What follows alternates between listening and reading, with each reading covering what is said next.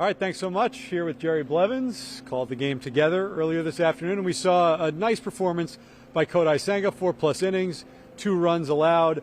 Still not using that ghost fork just yet, but giving him time to work on some of his other pitches, including that sweeping slider, which looked pretty good today. I think, yeah, apart from just making it out for the 5th inning, that was the most impressive thing to me, is his ability to use that sweeper. He got one mistake that left up for a lefty coming down and in, but outside of that, the shape of it is really good, and his consistency. He threw it for a first pitch strike. He threw it for strike 3. Very impressed. Talked to Buck Showalter before the game, and he said, don't worry, next time out, we think we're going to see that ghost fork from Kodai Can't wait. Senga. Can't wait. As for the other news in Mets camp, earlier in the day, Francisco Alvarez officially optioned to AAA. Not really a surprise. He struggled this spring. But what are your thoughts on Alvarez at this point?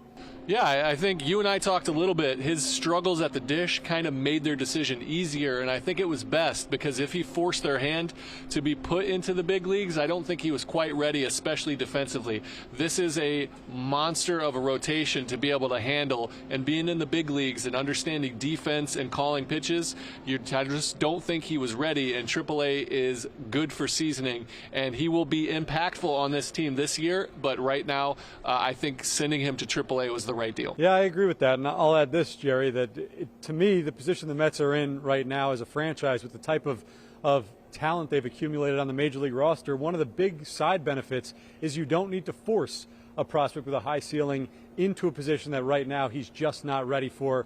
Everybody thinks that Alvarez is going to be the future of this team, but right now he still needs that time in the minor leagues to get to where the Mets ultimately hope he's going to go.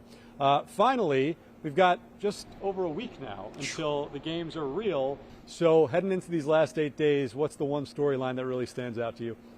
It's the 2 spots that are open in the bullpen, and then the possible bench with LeCastro being the outfield option, Tommy Pham playing center. Those are the 2 big ones. You know, Nimmo seems to be trending forward on health, so that kind of pushes it out, but it's really who's making the squad in the last week of spring training. Yeah, for me, agreed with that.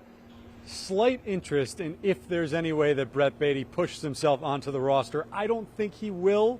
I think he's going to be seasoned a little bit. I changed my answer to that answer. Think it's that? Yeah, okay. I agree, because that is exciting, because he's played so well that he could force their hand, like Alvarez, he could force their hand the other way. Yeah, I don't That is think, exciting. I don't think, but it is exciting, and it is possible with the spring that he's put together.